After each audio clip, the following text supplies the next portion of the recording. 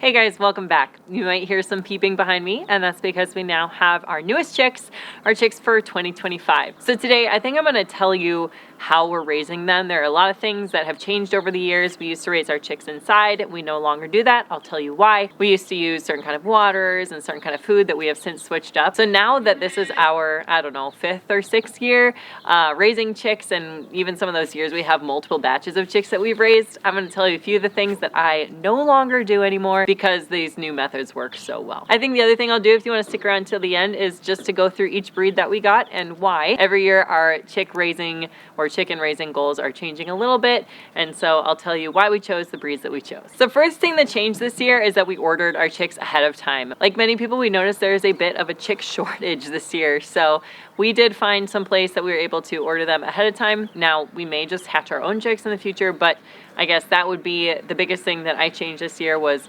ordering them ahead of time and having to wait quite a while to pick them up. When we went to the store to pick them up, they were actually only there for a very short amount of time before everyone already bought the extra chicks that came in too. So even though I was thinking about getting some more chicks, I already had quite a few, and I decided to just leave them for other people since we can hatch our own if we need to. The next thing that's a little bit different that we did with our chicks is when we brought them home, we set them up right in the chicken coop outside.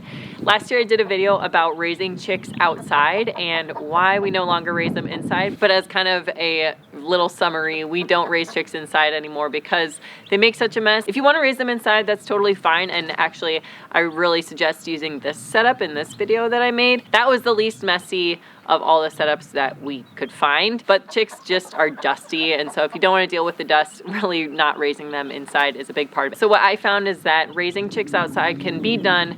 What we do is we just make sure, number one, they're in a very draft-free environment, so there's no wind blowing at the level that they're at, and we like to use a radiant heat brooder to keep them nice and warm. I will, as usual, link all the stuff that we use, including the brooder. We've never had a problem with this brooder, done lots of chicks with it at this point. Something else I'm doing differently with these chicks this year is I'm giving them soy-free organic feed. In the past, we've just gone for whatever was cheapest, but these are some lucky chicks because they get to get this absolutely gorgeous, organic, soy-free, it's called MASH, and it's by a company called Scratch and Peck. Scratch and Peck did sponsor today's video, and we are so grateful that they sent us this chick feed to try out. They have various kinds of chick feed. I believe all of it is soy-free and organic, and actually I believe it's corn-free too. So especially when so much corn and so much soy is used to feed so many livestock that we consume, it's really nice to have an option that doesn't have either of those that are so often thrown in bulk at all the animals. Some of it looks a lot more similar to what you would expect from your local feed stores. They do have the crumble and the pellets, but Scratch and Peck offers this just beautiful. It's just beautiful to look at, and I'm sure it's delicious for them to eat too. This is what they call MASH, and as you can see, it has these beautiful whole grains, or I guess some of them are kind of chopped up for the chicks specifically to eat, but the older chickens do get those whole grains, and I would imagine if I was a chicken that eating various shapes and colors of food would probably be a little bit more stimulating and keep things a little less boring. Another thing that's interesting about Scratch and Peck's chick feed specifically is they do have separate starter and grower for the chicks. So I wasn't well versed in the difference between starter and grower before learning about Scratch and Peck. I just bought the starter / grower from the feed store, and I figured they were basically the same. But the starter does have a different nutritional compound than the grower, and I like that because it's able to more uniquely tailor to the nutritional needs for chicks at different stages of life. Obviously, once they move past first the starter and then the grower, then they do have specific feeds for layers with more calcium.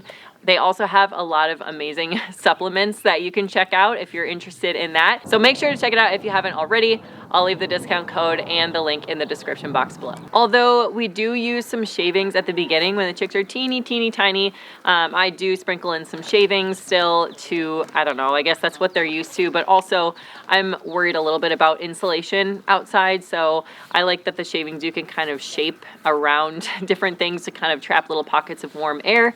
Especially when using a brooder. However, another thing that we're doing differently this year is we're using very few shavings. We are using mostly wood chips. So we get giant amounts of wood chips delivered by our local municipality. So this might be something that your municipality does, or you can also reach out to local tree cutting or tree care companies. A lot of times these places are paying to get rid of the chips that they have from projects. So a lot of times they're really happy to bring them to your property and just give them to you for free if that's something you're willing to accept. A lot of people like to use leaves from trees if you have a lot of those where you live too. What we have is a dog crate to keep the big chickens out, and then we also have hardware cloth kind of around the bottom. One of the biggest things I've found that if you're gonna raise chicks outside, you have to be pretty meticulous about making sure they cannot escape. That's something where when I raise chicks in the house, a lot of times they would kind of find a way out and you'd find chicks walking around occasionally, which is not ideal in its own sense when it's inside, but when they're outside, it's extra important that they can't escape. So we use zip ties to kind of create a barrier around the bottom of this dog kennel. That was really simple. We just chopped up some extra hardware cloth we had laying around. That's something that I'm doing differently this year because in the past we raised them in a dog kennel outside with kind of a smaller house inside the dog kennel, but this time we're putting the dog kennel inside a great big house. And so long story short, another thing I'm doing differently this year is making absolute sure that they cannot escape out of that area, because when they're outside and when they're with other chickens, it's going to be pretty dangerous when they're this little. If they get out and can't get back into where it's safe, the other chickens can pick on them, and that's not a good situation. Of course, the drip water is not something that is completely new to us. We've been doing that for a few years, but cannot recommend it enough. I absolutely love using the nipple drinker or the drip water with the chickens or with the baby chicks. Reduces the risk of drowning, and sometimes I like to just introduce them to it by putting their beak against it so they can see that's where water comes from. That's something that I was recommended, but as time has gone on, I've learned that they actually just peck at everything naturally, and they very quickly find out that that's where to get their water from, and it does a great job. It also keeps the mess down. It is not fun to have wet bedding, nor is it healthy for the chicks. So we like it for that reason too. Okay, so I covered their housing, their bedding, their food, their water.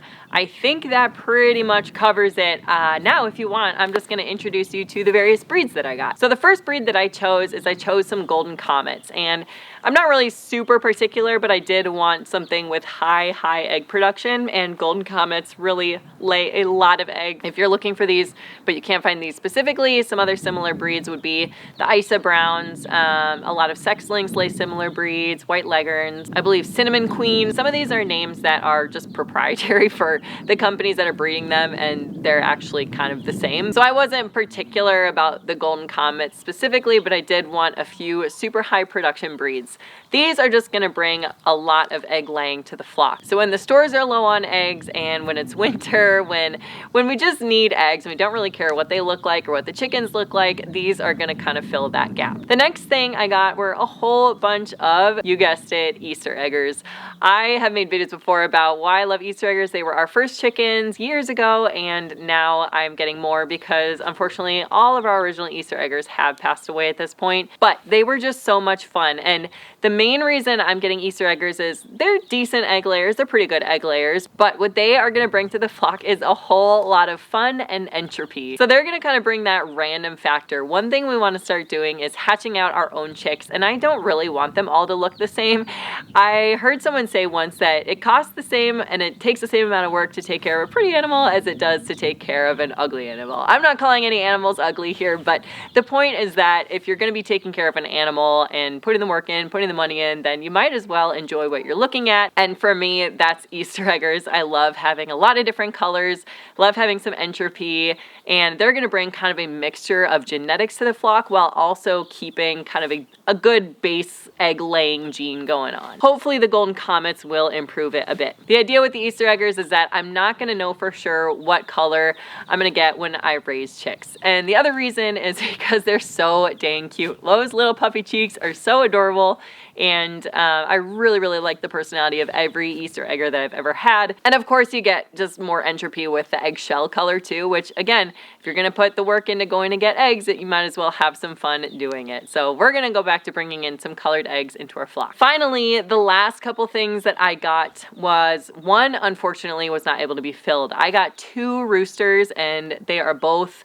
laced Wyandottes. And this is new for me. They are actually my first Wyandottes.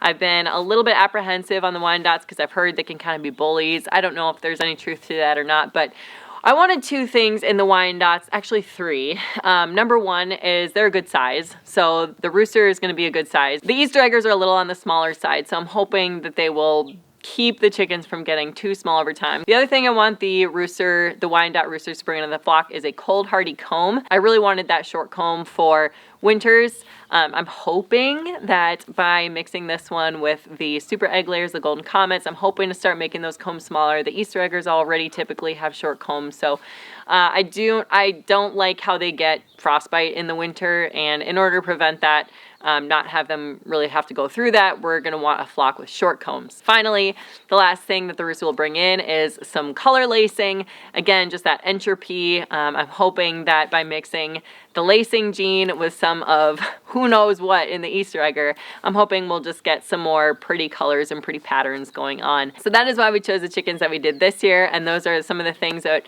we have changed over the years of raising chicks to now be in a really sweet spot of chick raising. It is nice to not have any dust in the house because they are all outside at this point, and I'm hoping that integrating them with the older chicks is going to be even more seamless at this point, because all I have to do is just crack that door open to the dog kennel and they'll be able to move in and out while the older chickens can't chase them or anything. So I'll keep you guys posted on how that goes.